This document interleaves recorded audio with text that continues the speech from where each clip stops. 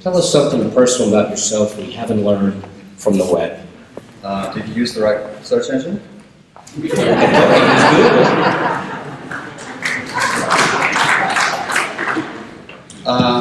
Okay, something that is not on the web. So maybe this. Can I steal your mic and I can walk around? I don't have to stay at the podium. So something personal that is not on the web.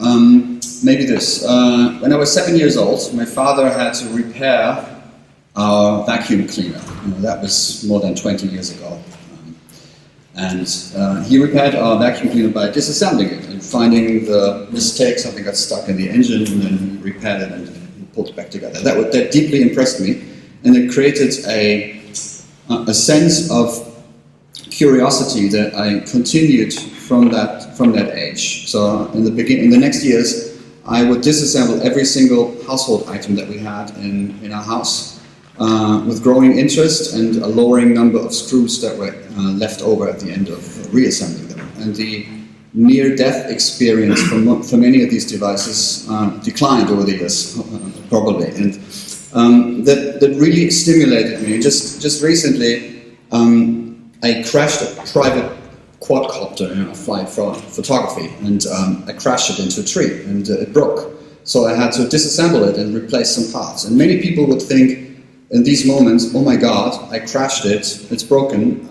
I see it as an opportunity to learn something, and I was really excited to actually disassemble it and see what's inside. And I think this curiosity and this love for experimenting and adventuring is something that we need to stimulate with all the kids that are 7 years old today. I practice the same thing with my boy, he's 9 now, and my girl, she's 6 now. And I think we need to embed that into the education systems as well. So, school teachers need to make sure that programming is nothing that is left to nerds or techies or female or male people. It's something that needs to be the first, second language, right? It's more important than learning a foreign language. Everybody needs to be able to understand the principles of coding, because that's something that will drive a lot of the economy and a lot of the wealth of many countries, be it Canada or Germany or any country in Europe. But I'm getting blown away and getting exciting and animated here. So there's a long answer to your question. Shall I go ahead? Okay. So I was invited here to talk a little bit about how we think about building products, how we think about building business models, and how we think of combining some of the initiatives that we do in the health space with entrepreneurship and how we drive this. And it's quite interesting to see when I looked it up internally at Google and Alphabet, and I'll talk a little bit about Alphabet in a second. It's actually not so easy. We have so many initiatives in the health space, so many initiatives within the Google realm of things, within a couple of the Alphabet companies, that it was not quite trivial to find out all the activities and all the initiatives that we have been working on, that we're continuing to work on. So we sorted it out, and I have a much better overview now. So thank you for the invitation again. It helped us organize some of the things. Is this working? Let me go manual. Oops, it doesn't advance. Yeah, maybe I should have used a Google product. So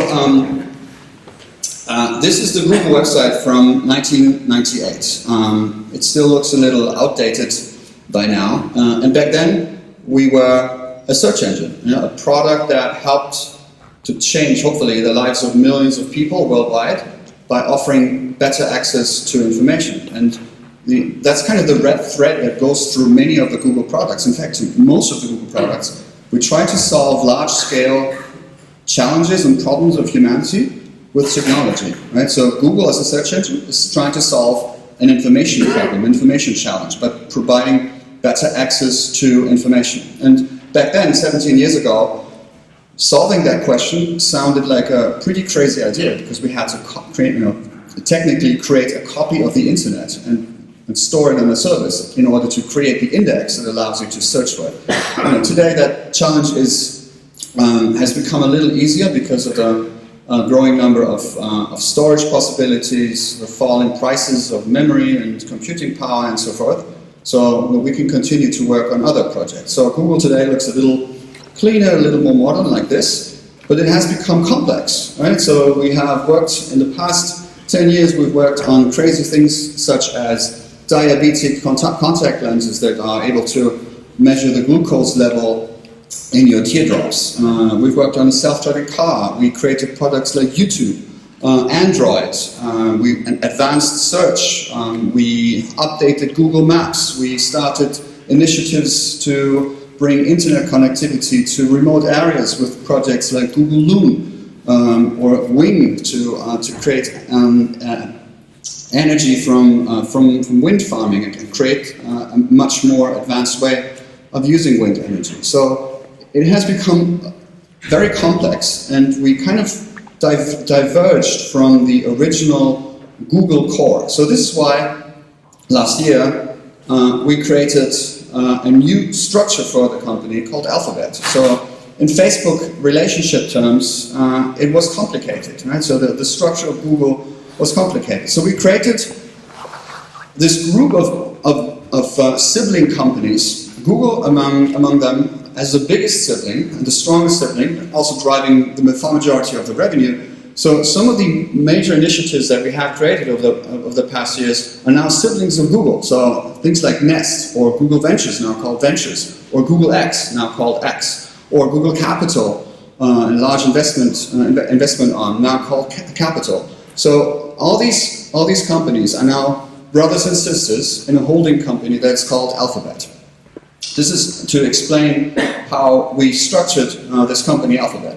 And then Google has all the products that you have known from the past. So YouTube, Google Apps for your domain, Google Ads, Android, Search, Google Infrastructure, all the technical bits that are needed to run and operate a search engine. So as you see, it's, we think it's a little cleaner because it also gives all these new initiatives more freedom to interact independently. It also gives us the opportunity to put more pressure on these new initiatives to make sure that a company like Nest is not dependent on Google, but can operate completely independently and also disconnect any of the users and data flows from Google.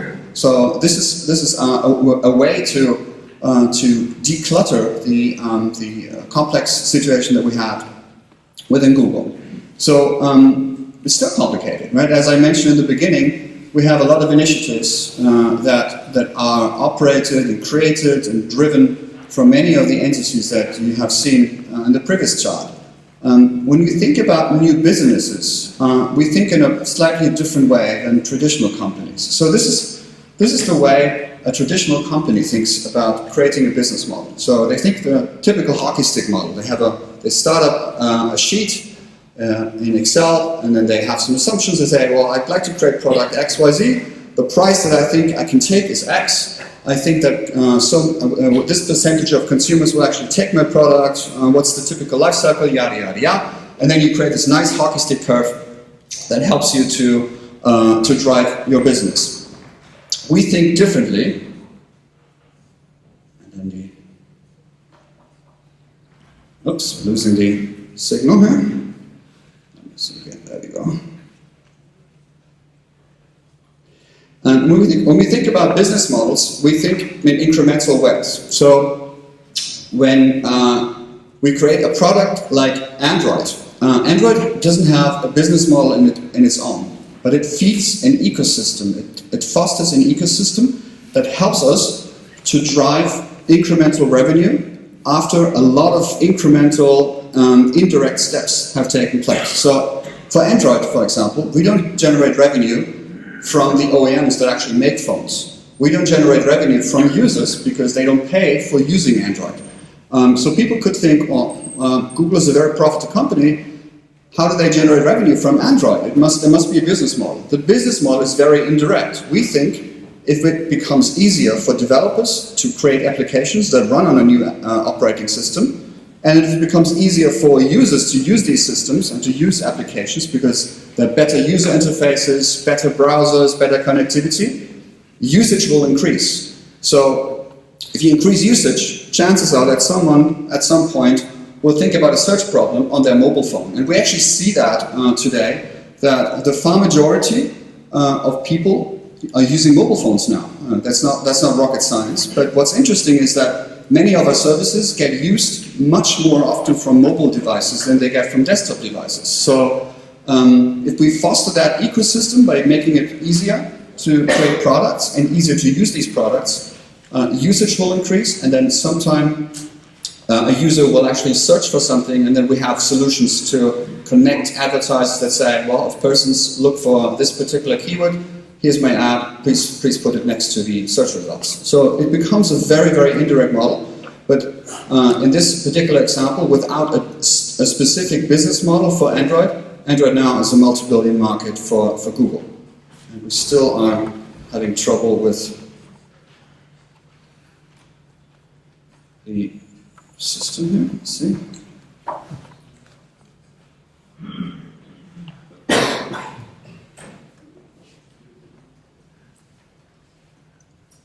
Maybe I'll just stay here. So when it comes to big data is a very heavily overused term that has been used over the last years. It's not so much about how much data you have, or it's about how well you can use it and what kind of insights you can derive from data. So you need the right people to actually derive value from this. And this is not necessarily only happening for end consumer products. It also helps us in medical and health related products, which I will explain in just a second. And then at the end, you have to generate knowledge from these insights. And to give you an example of machine intelligence, Google Photos is a great example where we use machine intelligence every single day. What you can do is Google Photos, if you allow the system to do that, will analyze your photos and use machine intelligence to cluster and automatically tag your photos. So you can tag all the photos automatically and say, this photo must have been taken in Paris because it shows the Eiffel Tower, not because you have said to the photo, this is a photo that I've taken in Paris. Here's a practical example. This is from my personal photo library.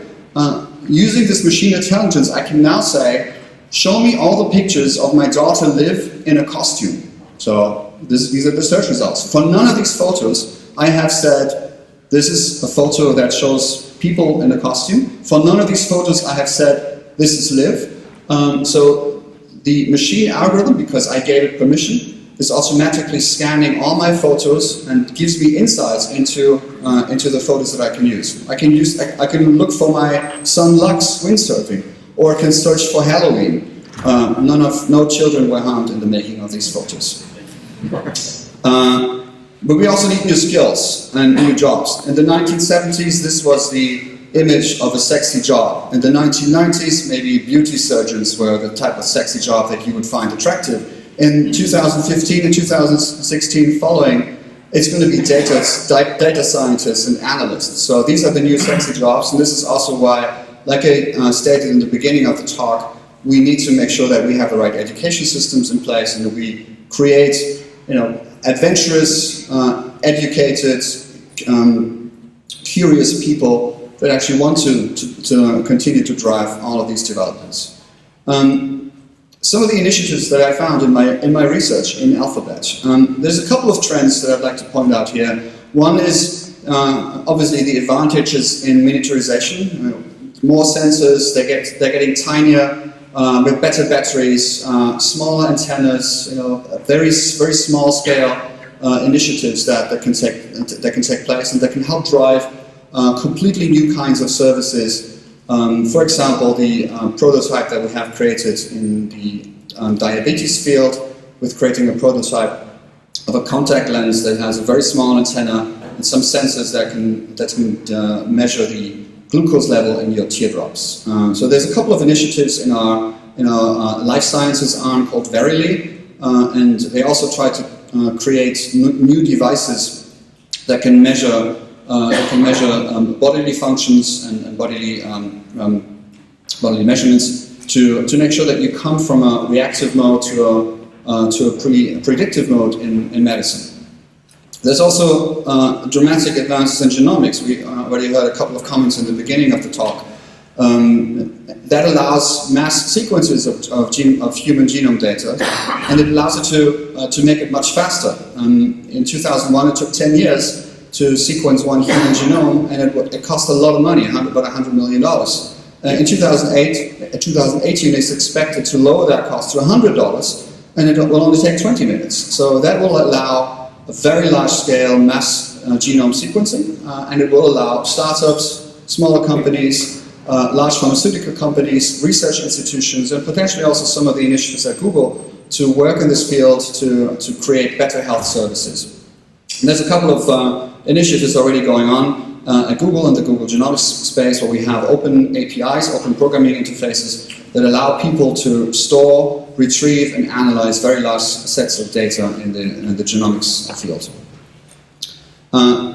Speaking of analytics, that's the next big field. You need to analyze, if you talk about medical data, you need to analyze a lot of data and use machine intelligence to actually get the valuable insight that I was describing, and hopefully some knowledge out of the large amounts of data. So there's a couple of Google involvements and Alphabet involvements. DeepMind, a computer science, artificial intelligence company that we bought in London.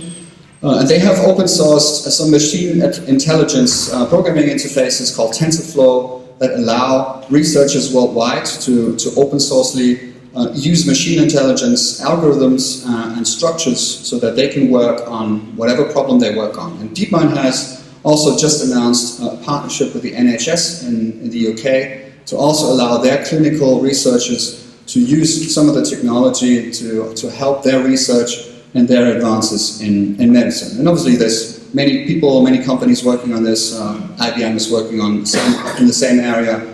Amazon is working in the same area. And there's many other companies that are working on this as well. I already mentioned that medicine will come from reactive to proactive. And ultimately we hope to come from proactive to prevention, that you don't even have to be proactive or reactive. So one thing could be to create new types of medical devices that transform the detection of diseases, and use technology, use analytics to make this step from reactive to proactive. We have created a couple of studies and initiated a couple of studies. One is the baseline study, in which we're trying to understand better what makes a human healthy. What's the status in which we can say a human is healthy? That is not clearly defined yet, and we're hoping with many of our academic and research partners to have more results soon. User behavior also changes. So we already heard that in the opening remarks. A number of companies creating devices so that people can track their lives, and people are willing to use these devices and gadgets freely. I'm sure that many of you have tracked yourself or will track yourself or are doing it while I talk. And many people are using apps for that. It could be Apple Health, it could be Strava if you're cycling or running, it could be Move if you just want to track your steps, and many other apps that people are using every day to track their behavior and to also become hopefully healthier people. At Google, at the core of where we generate a lot of the revenues, and this is also where we connect the majority of users, more than 1 billion users that are reached with our 7 core products in the Google space, through products like YouTube and so forth.